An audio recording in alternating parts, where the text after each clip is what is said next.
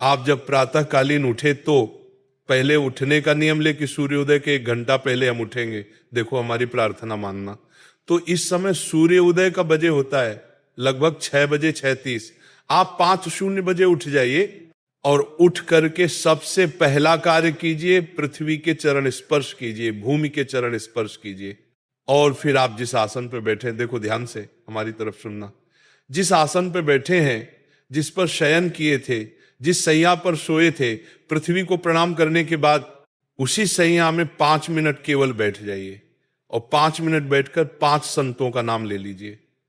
जैसे हम लोग श्री स्वामी हरिदास जी की जय, हरिवंश महाप्रभु की जय, हरिराम व्यास जी की जय, नागरी दास जी की जय, श्री ध्रुवदास जी की जय, 5-5 संतों के नाम याद कर लीजिए। इसके बाद नीचे उतरे और पहले जो अपने माता पिता हैं, अगर वो शयन कर रहे हैं तो कोई बात नहीं, अगर वो शयन नहीं कर रहे तो पहले जाकर माथा रखकर उनको प्रणाम कीजिए। इसके बाद आधा लीटर या 1.25 लीटर जितना आप जल पी सकते हैं, उस जल को आप हल्का सा गर्म करवाइए अपने माता पिता से, जो भी आपकी सेवा में हो, या अगर आप स्वयं कर सकते हो तो स्वयं हल्का सा। अगर 500 ग्राम पी जाए तो और अच्छी बात है, और इससे ज्यादा पी जाए तो अच्छी बात है। वज्रासन में बैठना आता है, वज्रासन जानते हो आप लोग? देखो वज्रासन, वो देखो बैठ रहे हैं, ये दोनों पैरों को ऐसे करके, इस पर बैठकर जल पिया जाए, ये आपके ब्रह्मचर्य की रक्षा करेगा, कब्ज नहीं होने देगा और आपके मस्तिष्क की गर्मी को ठंडा करेगा। ऐसे वज्रासन में बैठकर धीरे धीरे 5 या 10 मिनट में जल पिया जाए, एकदम ना पिया जाए, गिलास में लेकर 500 ग्राम जल धीरे धीरे पिया जाए। फिर इसके बाद आपको एक 100-200 कदम टहलना है। फिर इसके बाद आप सोच जाइए, सोच, अगर आपका पेट साफ हो जाता है, अगर नहीं साफ होता है, कोई ऐसी परेशानी लगती है, तो 1 चम्मच ईसबब गोल की भूसी और छोटी हर का आधा चम्मच अगर रात्रि में दूध से या पानी से ले लें तो बार बार सोच नहीं लगेगा, पर आपकी आंतें साफ हो जाएंगी।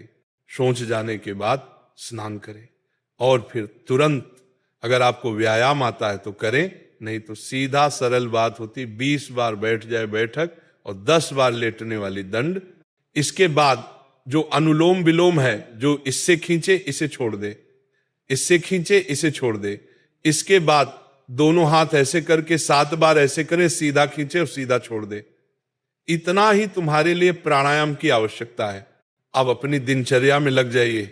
जो पढ़ाई का कार्य दिया गया है, आगे तो मैं और भजन की बात हम नहीं कह रहे, जो पढ़ाई का कार्य दिया गया है वह भगवान की ही पूजा है।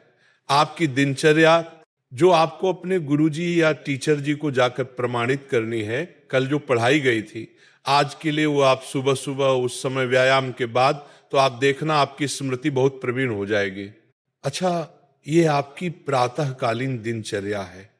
जब आप अपने गुरुदेव के पास स्कूल जाएं, तो हमें आजकल का तो अब पता नहीं, पर हम लोग जब जाते थे तो अपने गुरुजी को प्रणाम करते थे। तो जो स्कूल में आपको पढ़ाई पढ़ा रहे वो तो बात है।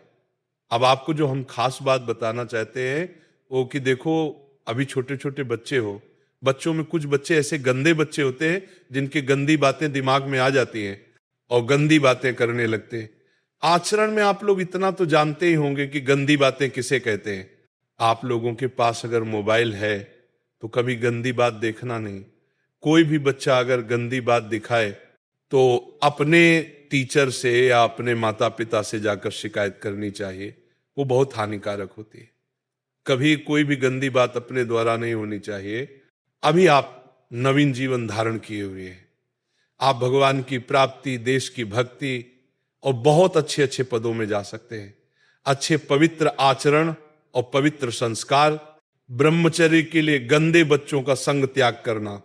गंदी कोई ऐसी हरकत सिखाए या बात सिखाए तो उसको सुन करके छुपा नहीं लेना, तुरंत अपने टीचर से बताना या अपने माता पिता से बताना, और ऐसे बच्चे का कभी संग नहीं करना।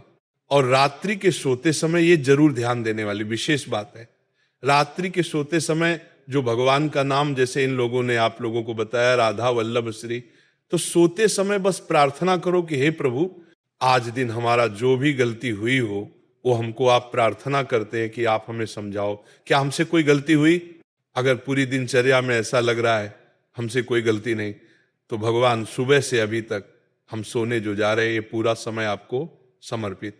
आप देखना इसका फल, देखना एक तपस्वी की तपस्या का जो फल होता है ना, उसका एक फल मिलेगा।